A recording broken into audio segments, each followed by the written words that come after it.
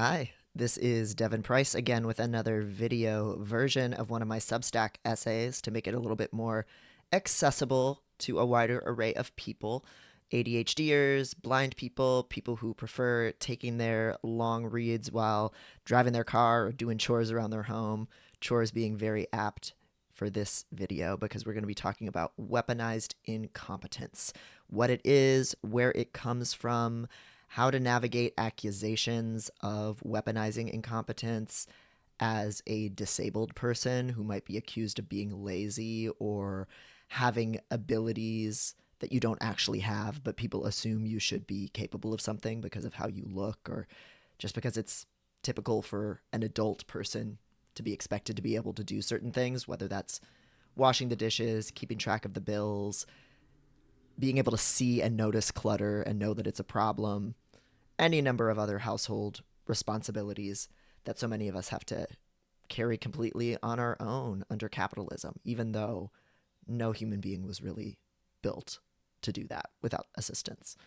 So the essay is called Honest Communication Kills Weaponized Incompetence, and it dives into a bunch of these different issues, as well as some of the racial, gendered, and power determined facets of what weaponized incompetence is and who can get away with using it and who gets accused of using it, sometimes unfairly.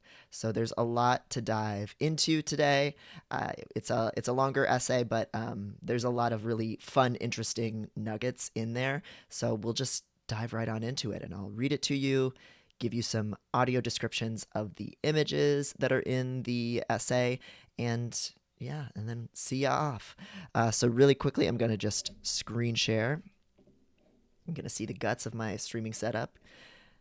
And here it is. The full piece is free to read on my Substack, drdevinprice.substack.com, and it is called Honest Communication Kills Weaponized Incompetence. It's only human to need help, but we have to be able to admit it. The first image at the top of this piece is a picture of a man in a button-up shirt, kind of light brown-skinned man, leaning in a corner. His face is covered in post-it notes that say things like "take a break," "offline," Z's. There's a money symbol. There's a stop sign.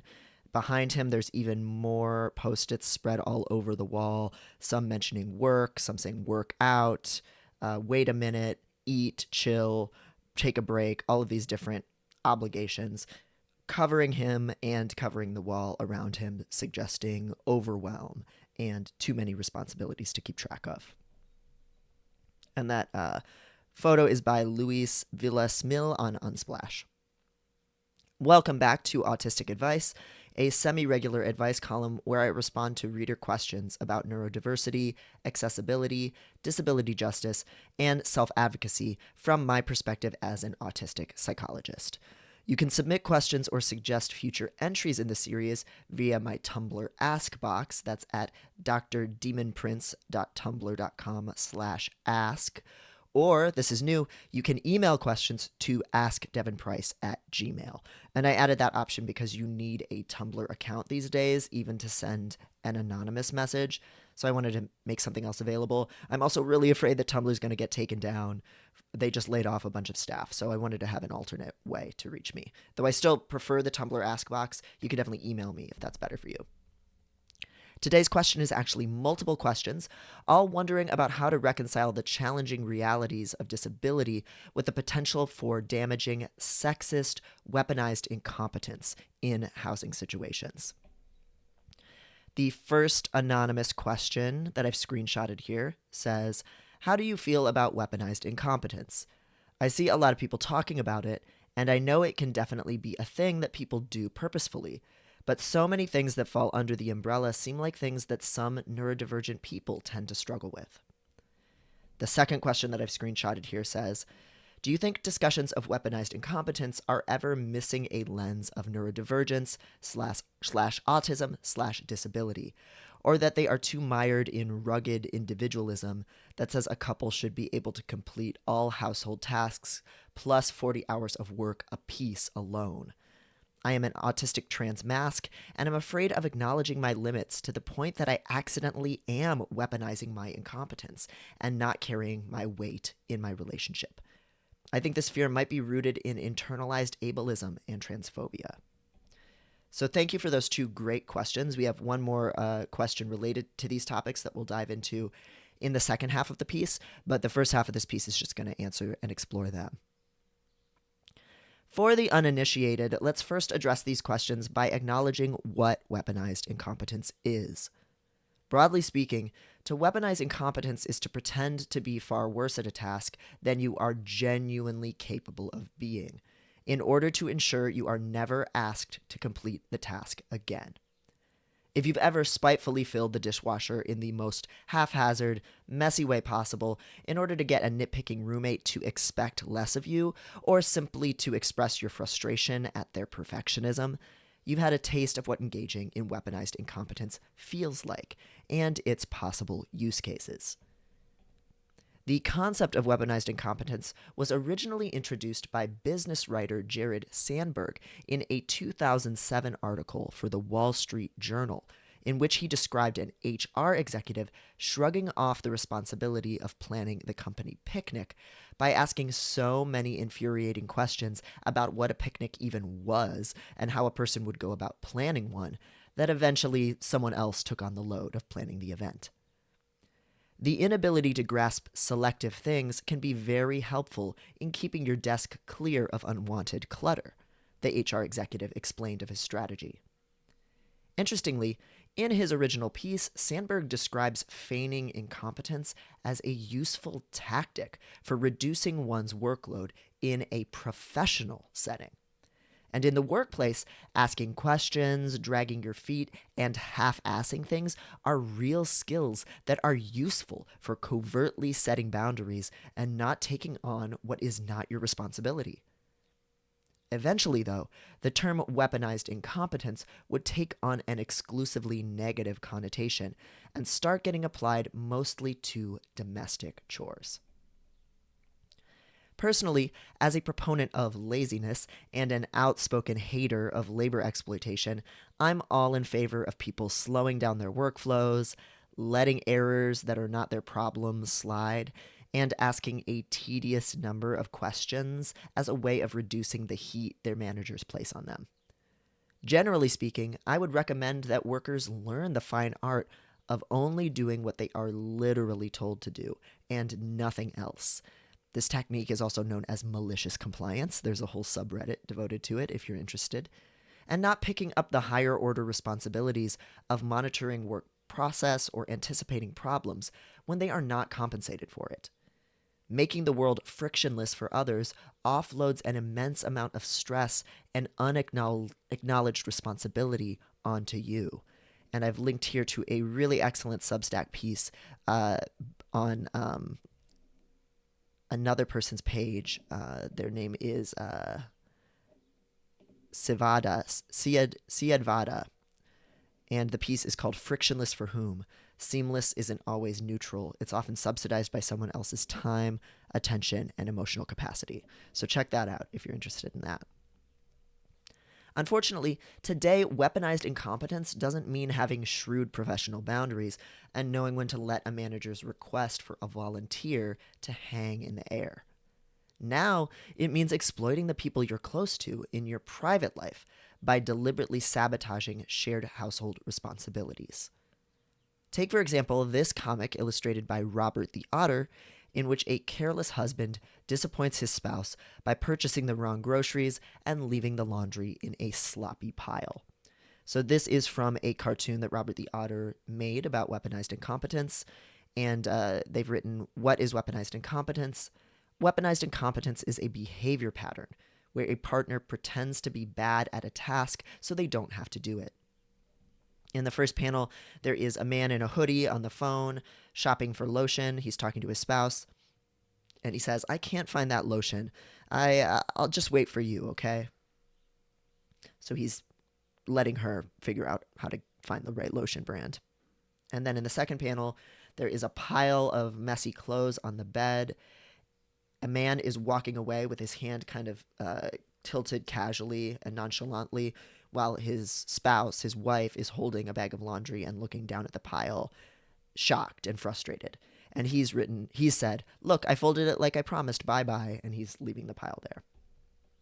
And Robert the Outer has written, "Sometimes this means playing dumb, doing a task poorly, or reverting to the other person because, quote, you're better at it than me."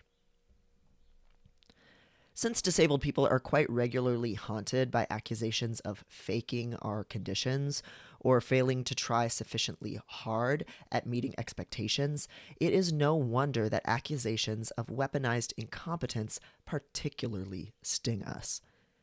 When I was writing my first book on laziness does not exist, I heard from dozens of ADHDers who had been relentlessly branded as lacking motivation and organizational skills for all their lives, beginning with their parents and teachers.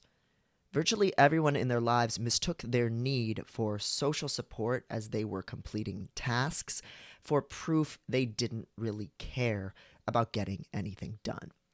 And there I've linked to a previous piece of mine about ADHD called "Being Socially Motivated is Not a Disorder," unpacking body doubling, executive dysfunction, and the pathology model of ADHD.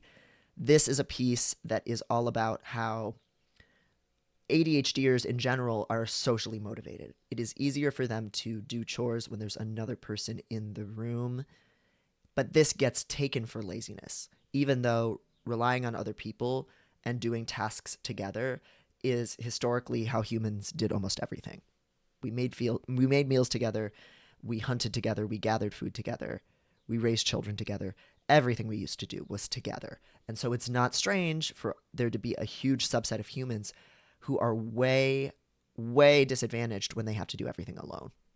So if you're interested in that, you can read that piece on my Substack for free as well. The ADHDer couldn't run their lives like little business executives. Incidentally, neither can real CEOs. Like most human beings, they needed a structure, a timeline, and some help. Otherwise, they tumbled into depressed and understimulated despair. But since laying on the couch staring at the wall frozen doesn't look like being in distress to most people, they were assumed to just not be trying enough. It's not just neurodivergent and mentally ill people who get accused of weaponizing incompetence. Physically disabled people are accused of being lazy fakers in the same way, too. Take, for instance, the sheer number of mobility aid users who get accused of fabricating their conditions for the handicap parking tags. If a person uses a wheelchair or a cane but is capable of walking for a short distance, the odds a stranger will confront them for faking or report them to the authorities is absolutely sky high. Within my own life, unfair accusations that I'm weaponizing incompetence have largely been centered on my lack of physical abilities. My autism physically incapacitates me in ways others can't see. It takes me a very long time to learn any new physical skill. My muscle tone is quite underdeveloped, and I'm quite uncoordinated, with a slow reaction time and a hair trigger flinch response. I'm also hypermobile as shit with floppy, weak hands. Here is a screenshot from a Instagram video of me just talking. And my hands just naturally and involuntarily did this really bizarre crumpled pose during this video that I only caught watching it afterward. So I've screenshotted it and put it here with the caption, "My hand just does freaky shit like this when I talk." And having this kind of weakness in my hands means things like doing push-ups is hard, lifting anything heavy and bulky is hard, opening doors is hard. There's a lot of things that you might look at me and assume someone who looks like me would be capable of doing that I can't actually do very easily because my body is just different. As a child, the adults around me really couldn't wrap their minds around my seeming physical ineptitude, even though it was bad enough to see me placed in special education classes. To everyone, I looked like a non-disabled child, though they frankly wouldn't have shown much sympathy if I had been visibly disabled either. Gym teachers and classmates got frustrated with me when I had to manually teach myself to skip in an arduous step-by-step fashion. Foot on the floor, now hop. Put the other foot down. Lift the original foot up. Hop again. For abled people, such activities were seamless and intuitive. If I couldn't do it just as easily, it was clearly because I wasn't trying hard enough and wanted to waste everybody's time. My fine motor skills were also quite poor, so I was kept inside during recess to practice my cursive. My teachers believed I was just being careless by writing in such a shaky, hard-to-read script, but I couldn't make my fingers obey no matter how hard I tried. Eventually, I would find social tolerance for my bad handwriting by becoming both a man and a doctor. Now nobody says anything about my handwriting being ugly. It frustrated me to no end that my most desperate attempts at good performance not only weren't good enough, but were assumed to be my worst possible attempts. The suspicion that was generated by my best efforts made me want to disengage, to not try at all.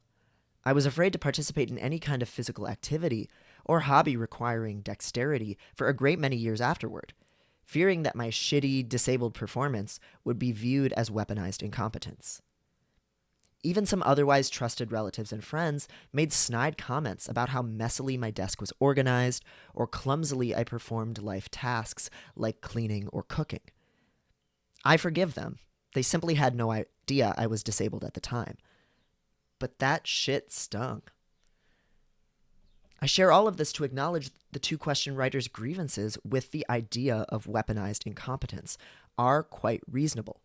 Far too often, disabled people's most extreme, unsustainably intense efforts are still viewed as maliciously insufficient. But at the same time, weaponized incompetence is a very real dynamic of manipulation, typically one that is highly gendered and racialized. And because it tends to thrive off of systemic oppression, it's also one that tends to offload responsibility onto disabled people more often than not. The next picture is a close-up shot of some clothing pressed up against the glass of a dryer, and it has the bisexual lighting put on it, a nice little hazy sunset of blue and pink and purple tones, making it quite a lovely aesthetic image of a chore, and that's courtesy of engine Accusations on Unsplash. Ask any woman who dates men about her experience with weaponized incompetence, and you're likely to hear a litany of horrific examples.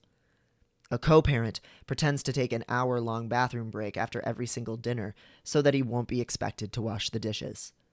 A boyfriend fills the washing machine with dish soap and ruins all the clothes. A spiteful male coworker creates the most hideous PowerPoint decks imaginable and says his female colleague has a much better eye for such things than him. This Reddit thread is filled with real-life instances of weaponized incompetence if you're in need of a little rage porn today. And this is on the Reddit/2X chromosomes. It's a women's subreddit, and it's just a lot of examples of what weaponized incompetence can look like. Weaponized incompetence is also leveraged by other majority group members in order to take advantage of the efforts of marginalized people. White people often cope with our self-involved racial anxieties by pretending to have no knowledge about racial justice issues and no viewpoints of our own, forcing the black and brown people around us to explain everything with unfailing patience and create ideas as to what we should do. Usually, us white people complain that what they are, quote-unquote, demanding of us is too much and that they asked for it in the wrong tone anyway. When trans women explain their experiences of trans misogyny, non-trans women often respond by pretending the concept is too confusing or academic for them to ever understand. In doing so, we transmisogyny exempt people absolve ourselves of any responsibility to do anything about it. Managers quite frequently feign incompetence when it comes to matters of workplace injustice, and then they volunteer their most marginalized employees for committees and initiatives to address such issues so that they don't have to. These are systemic patterns, but they also emerge in our private lives. A darker-skinned black man that I know was once in a long-term relationship with a far lighter-skinned black woman who was emotionally abusive toward him. After he escaped her, she revealed to him that the numerous times she had lost her driver's license and car keys had been completely on purpose, so she wouldn't have to find a job and could keep relying on him financially. Similarly, an abusive ex-boyfriend of mine once confessed that he deliberately forgot his wallet at home when we went on dates because he wanted me to pay for our meals. He reasoned that though we were making the exact same stipends in graduate school, I deserved to pay more than him because I had a savings account. Of course, the only reason that I had a savings was because I was more responsible with money than him. He had wealthy relatives helping to pay his way through school, and I didn't. So I'd had to develop a competence in budgeting that he never did. It bears mentioning here that a person doesn't need to be consciously or intentionally weaponizing incompetence in order to benefit from it. In many of the examples I've outlined here, it was a planned tactic, but in many cases it's simply reinforced by existing social structures and expectations in a subtle way. White women and white men have a lot to gain from others seeing them as powerless and taking care of them and their emotions. If a grown man has always had a girlfriend around to scrub the shower, it might not even occur to him that he's lacking in a skill. Another ex-partner of mine absolutely benefited from weaponized incompetence. I did almost everything financially and logistically for the entirety of our relationship. He was also almost certainly an undiagnosed ADHDer who was struggling immensely with shame about his own disorganization and lack of motivation, and was profoundly depressed. From my perspective, it didn't matter. I still ended up having to sign up for all the utilities, pay all of the bills, figure out a new place to live 3 different times when our rent went up, hire the movers, remind him to get a new ID when his old one was expired and we had a flight coming up, find him a dentist when his tooth was aching, help him write work emails, ask him to clean things rather than being able to trust he would contribute, repair everything that broke, make all the decisions regarding decluttering the house, take care of our pet, and on and on and on.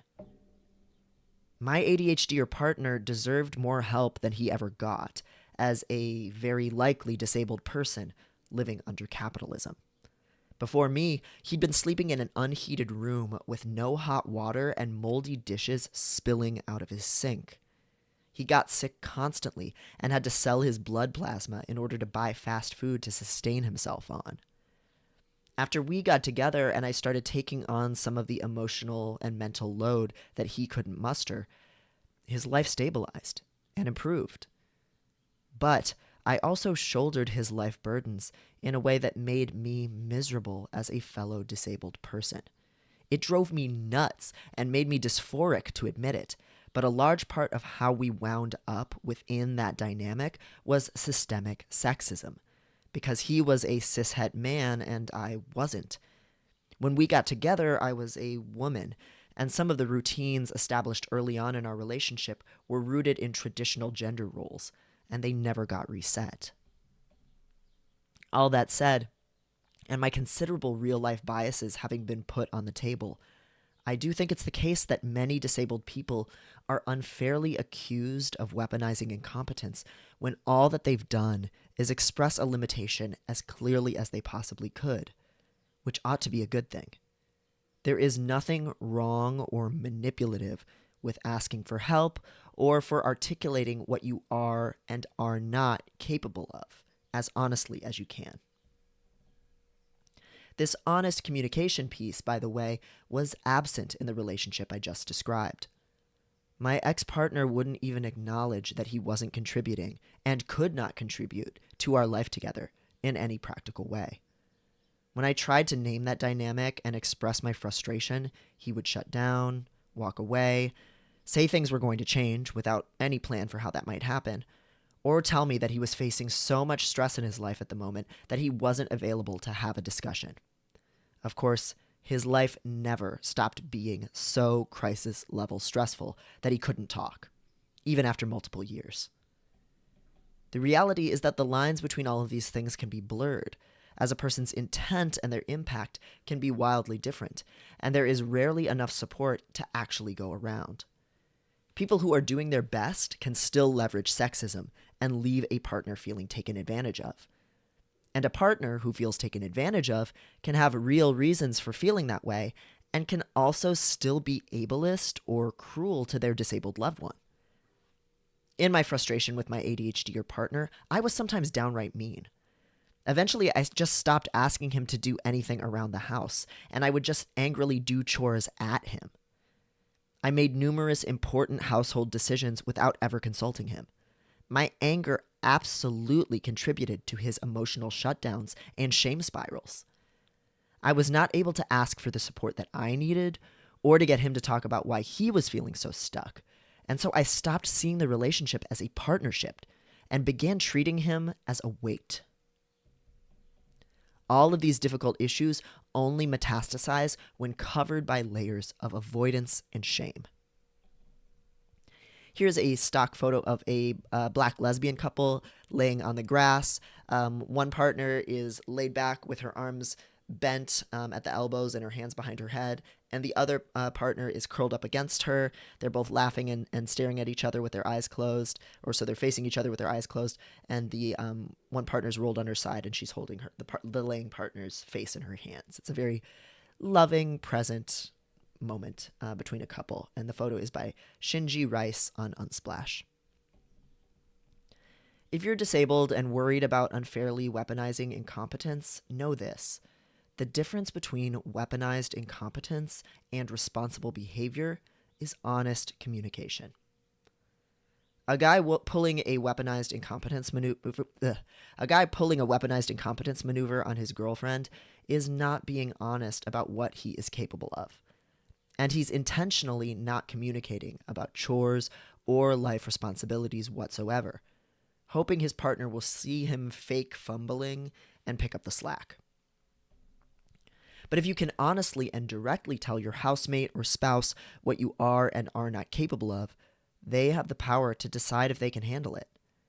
And if you can work with them to strategize possible solutions, you are not engaging in weaponized incompetence. You're collaborating to find a solution to a shared problem. The other party also has the right to decide they can't take on that load. They may have their own disabilities and limitations too, after all. But they also need to be honest about that too, rather than being insincere and resentful. If both parties can be realistic and remain present for a real conversation about shared responsibilities and limits, then nobody involved is doing anything wrong, even if you ultimately arrive at an impasse and have to live separately or break up. One autistic woman that I interviewed for Unmasking Autism, named Reese Piper, shared with me that she tells prospective roommates that she is incapable of keeping up with the dishes. This allows her potential housemates to make an informed choice about how they want to live. When I last saw her, Reese had a healthy, mutually supportive relationship with a roommate she had been living with for multiple years. Reese wasn't weaponizing incompetence to make someone else do all the dishes. She was honestly communicating about where she needed help. Every disabled person has to arrive at a distribution of household duties that works for them, and they should do it clear-headedly rather than having to lie or apologize for how they work. Unfortunately, due to the pressures of capitalism and hyper-individualistic contemporary life, some people simply can't arrive at an arrangement of household duties that fully functions. The expectation that anyone be capable of working a full-time job and maintaining a clean home and keeping themselves fed is completely unrealistic. It's not even possible for abled people, to the extent that's an identifiable human group. It's definitely untenable for most disabled people. And remember, all humans eventually become disabled if they live long enough. And there I've linked to a review of Illness as Metaphor from Susan Sontag, who talks a lot about this. This introduces a whole other layer of frustration and difficulty to the topic. Those who can afford it can hire home cleaners to cover gaps, and should pay them extremely well. And we all should be moving toward a model of communally preparing food. There's a link to a piece in Jacobin called A Plea for Culinary Modernism. And also an article from eflux.com talking about bringing the kitchen out of the house and suggesting that we have more community kitchen spaces. Because historically, if you look at the archaeological record and how humans have lived, for the most part, people made their food together in bulk. But in practice, very few disabled households have access to such things, and they end up relying upon an army of poorly compensated Grubhub drivers, TaskRabbiters, and Amazon delivery drivers to provide them with the resources and services that a more equitable society would put actual public systems in place to provide. As disabled people, we are unfortunately forced to plan around our own inability and lack of resources, and plan for the eventuality that we'll need even greater support one day than we do now. Because we're poorer and less socially connected than abled people, building a sufficient support network is incredibly difficult for us. These are all valuable things for us to start discussing frankly and to work to build alternatives to. Much of my new book, Unmasking for Life, concerns planning for the future in these ways as a disabled person. Where it is not helpful to invoke the evils of capitalism, however, is when it's used to silence the frustrated girlfriend or wife of a man who is weaponizing incompetence and just wordlessly offloading the burden of all domestic life duties onto her. Yeah, capitalism is unfair and unwinnable, but that's not a reason for Jennifer to be any less infuriated at Bradley for leaving piles of beer cans and boxes all over the flat surfaces of the apartment, never checking the mail, and letting the dog shit on the floor. He's making her hyper-independent life under capitalism even harder by handing her obligations that she never agreed to. It's certainly not ableist for her to decide that this is a raw deal and that she wants the hell out, whether he's got a diagnosis that helps explain it or not. Capitalism is, however, a useful variable and stressor to consider for two disabled people who are living together, are open with one another about what they can and can't do, and who still run into very serious roadblocks and fights despite it. In that situation, taking a step back to name the impossibility of the present situation can help cool down fights and remind everyone involved that they are on the same side. After all the honest communication in the world can't change the fact that two people's needs and abilities aren't perfectly compatible, or that neither of them have enough money, time, or spoons to hold things together. Sometimes you just gotta admit a situation sucks and decide whether to tolerate a little mold in the sink or just stop living together. Even on the idyllic trans space commune of our dreams, some people will still not make good housemates with one another. This brings me to our next question from an anonymous Tumblr user who wants to know who holds the responsibility for getting an inequitable living situation back into balance. Who should reduce their expectations?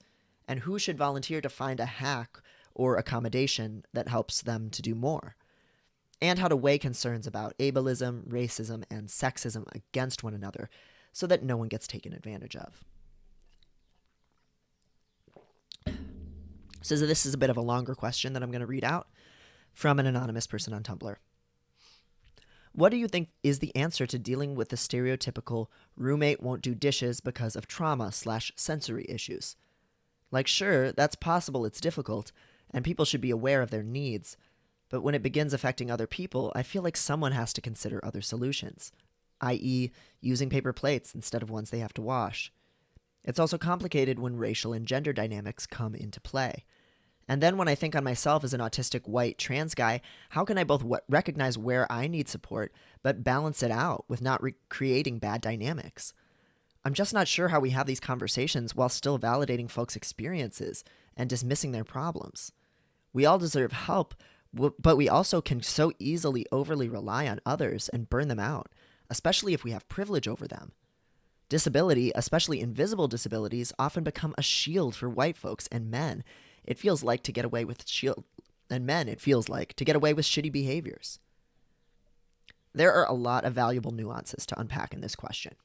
First, I agree with you, Anand, that when housemates find themselves at an impasse when it comes to chores, the solution is often to revise expectations about what a functioning household has to look like, which chores are actually necessary, and how those chores get done. As Marta Rose has written about frequently over at Divergent Design, or the spirallab.substack.com, disabled people will only be met with failure and frustration when we try to make an idealized, abled life fit our minds and bodies. If you have a family that grazes snacks all day long because they cannot handle the sensory experience of a full belly, then why stress about maintaining a spotless dining room? Or prepping meals at all, really?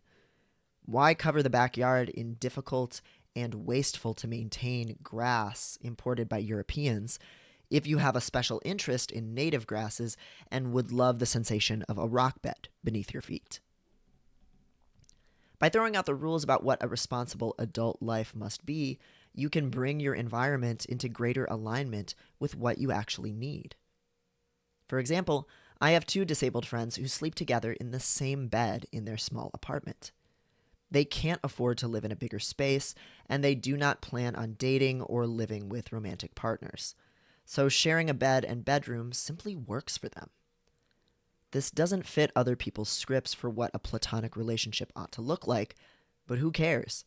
It means fewer sheets to wash, less rent to pay, an easier time lining up their schedules with one another, and the comfort of being close to a trusted buddy at night. It's an arrangement they both have communicated about and are compatible on, and it spares them a lot of stress.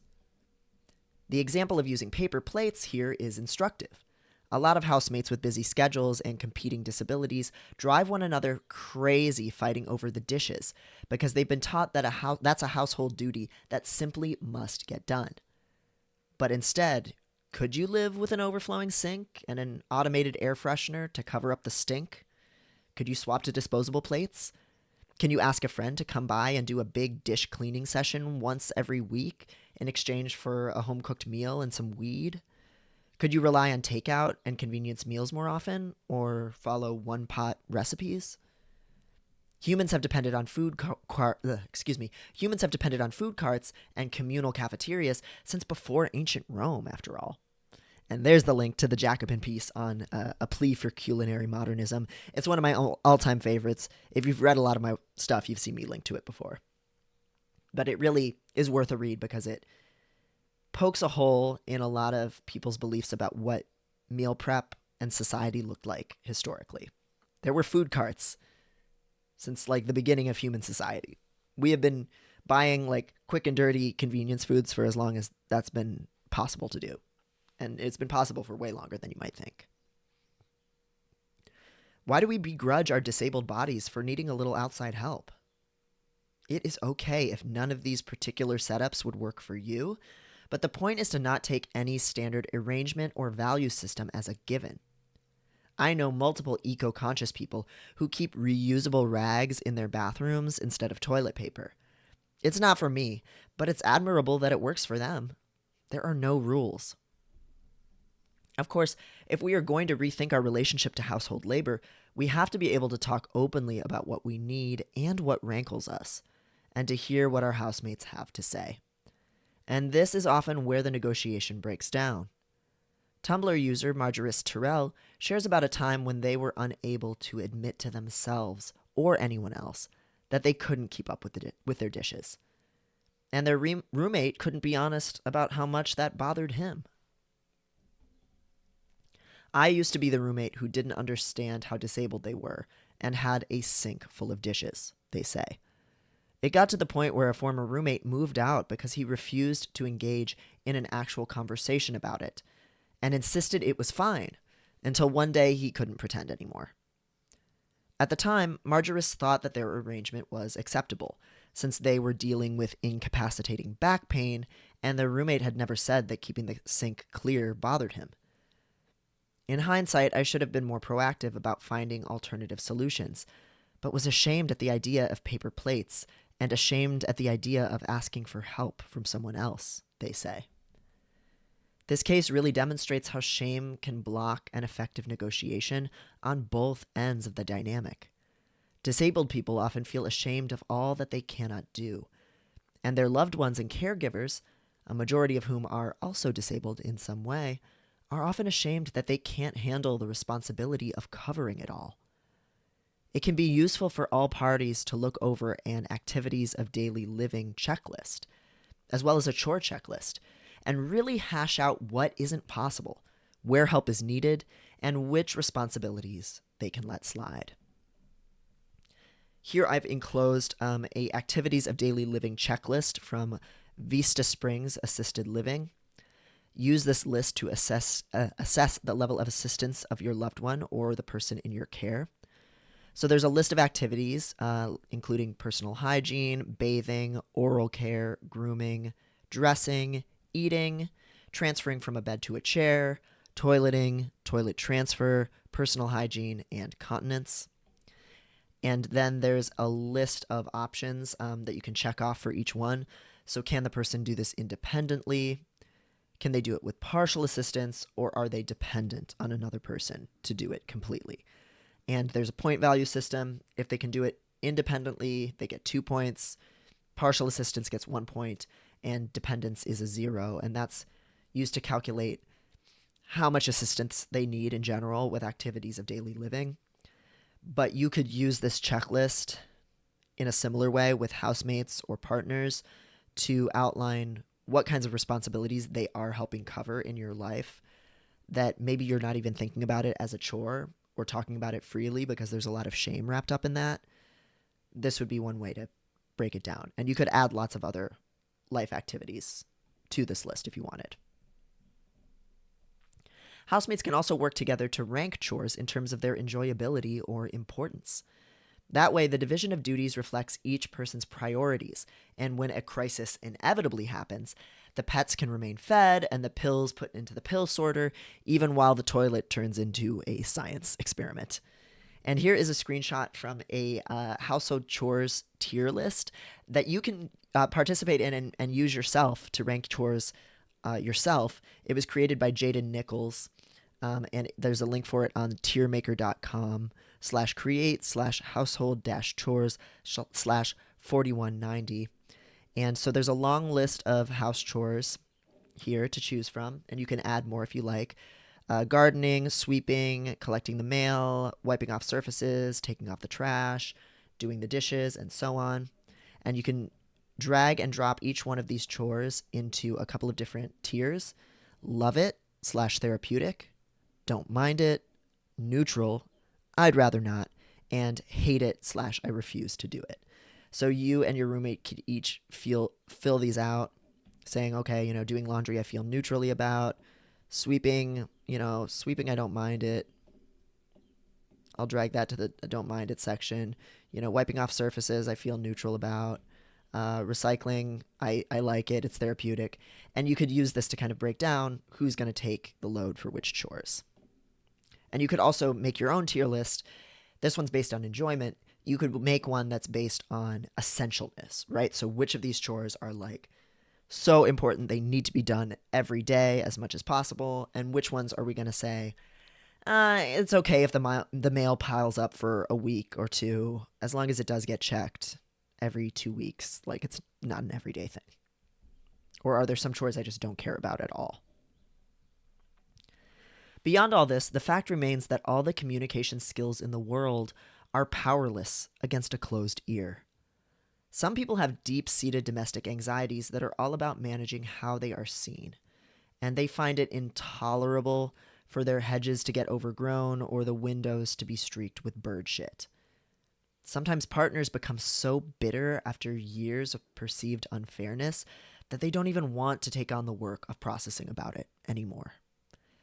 In cases like these, the only solutions are to cope with the unfairness for as long as it's necessary, and dissolve the living arrangement as soon as it's possible. The more communicative partner should try to minimize the financial and logistical strain that this change creates, where possible, and make sure not to damage any of their housemates' property or invoke the authority of landlords or the police in order to make their break out of that living arrangement. Unfortunately, it is all too common for white and transmisogyny exempt people to weaponize their status against housemates who are black, brown, or trans femme, and escalate a small conflict over laundry into accusations of abuse, arrests, and evictions. It is very common for a white or transmisogyny exempt person to weaponize anti blackness or transmisogyny against a roommate who speaks up about inequity and portray them as the aggressive one. This brings me to the Anon's final great question about how to navigate concerns of weaponized incompetence alongside the desire to not commit racist aggressions or take advantage of women's labor. As the asker rightly notes, it is often women and people of color who get unfairly saddled with the majority of domestic duties. And it's frankly easier for white men to set boundaries based on disability and have them taken seriously. Hell, one of the major reasons that advice columnist Captain Awkward, whom I love you, Jen, I love your work, banned talk of diagnoses from her comment section was because people were so quick to use neurodivergence as an excuse for the failures of every irresponsible dude. And I've linked to Jen's amazing advice column, CaptainAwkward.com, here. I take so much inspiration from her work. She's an ADHDer, so she gets this stuff. If you need help setting boundaries in your relationships, please read her amazing blog. Support her on Patreon. I love her so much, and I know she could really use the support and deserves so many more readers. And time again, she would have a letter writer write in saying that their husband wasn't doing enough or was cruel to them. And so many people would be in the comments saying, well, maybe he's autistic. Maybe he's ADHD. Maybe that's why. And the same thing wouldn't happen when women were frustrating in the letters that were getting written in. So even though disability is absolutely a factor in this stuff, the people who get to use disability to get sympathy and assistance are more likely to be privileged people. So that's a real thing to be concerned about. I do think, however, that sometimes the fear of creating an unjust living environment prevents housemates from fully being honest with one another about what they need. Very socially conscious people can sometimes turn what must ultimately be a personal discussion of limits and needs into something that is far more symbolic. Most people have the best of intentions when they try to be mindful of how race and gender intersect and interplay with the division of chores. But in practice, a lot of times people use their political ideals as a reason to argue against their own feelings or to not be candid. One of the ways that white men offload a number of household responsibilities onto those around them is by failing to ever talk about any of it. And one of the ways that white people create environments of hostility with our roommates of color is by simmering with resentment and never voicing our concerns until we find a suitable excuse to play the victim and let it all spill out. I think a person has to be able to tell their roommate when they are being an asshole. I think a person should just be straight up if they don't see the point in putting the shoes on the shoe rack. It is better to have the open conflict and try to settle the issue than to pretend to be a person without friction. Before somebody gets way too much in their own head about how a particular conflict looks or what structural issues might be relevant in the abstract, they really have to start from a baseline level of self-acceptance and be able to articulate both what is hard for them and when they are fucking cheesed at their roommate for not doing what seems like their fair share. If you feel like you can't name those things, you're never going to actually have a respectful, functioning relationship. To all the anonymous question askers who wrote in, I hope that you found this exploration of weaponized incompetence helpful. And to all the disabled readers who have harbored fears that you're taking advantage of other people and not doing enough, I hope you can find the clarity to name exactly what your needs are and the safety and support to voice that reality without being shamed. To all the women, people of color, and other marginalized people who are carrying an overlarge burden, I hope you can find the freedom to drop the rope and leave all the people taking advantage of you scrambling to solve all their problems themselves. And to everyone reading this, let's remember that we are each capable of manipulating and of being manipulated, of being thoughtless and of being overlooked, and that we all must take care of one another. This begins with being honest about what we need for ourselves. And I've included a link to submit a question to me for another advice column. Again, drdemonprince.tumblr.com/ask. or askdevinprice@gmail.com. And there's a little ad here for my new book, Unmasking for Life, The Autistic Person's Guide to Connecting, Loving, and Living Authentically. And that's the full piece. I hope everyone enjoyed listening to me read it. I really enjoyed writing it. It touches on a lot of different factors that touch disabled people's lives in a lot of different ways. If you've been enjoying this stuff, you can go subscribe to my Substack at drdevinprice.substack.com, and then you'll get my essays delivered to your email inbox for free the moment they come out. They're always free to read, no paywall whatsoever. I believe very strongly in making my work as accessible as possible to everyone, and that's why I'm doing these videos as well. So let me know what you think of the video in the comments, or any questions you might have that you'd like to see me cover in a future piece. Subscribe to this YouTube channel for more of my video versions of essays. I've really been enjoying making these. It's great vocal practice for me as I'm taking singing lessons and working on relaxing my iron trap of a jaw. Still have a long way to go there. So I've been really enjoying making these, and I've really, really appreciated hearing from blind viewers and listeners, people who prefer to hear things written aloud, ADHDers who prefer audio versions of essays so they can multitask. Just everybody who's been appreciating this format. I'm really, really glad that it's made it approachable to a new group of people. So thanks for being here. Thanks for listening, watching, reading, and I'll see you on the next one. Bye-bye.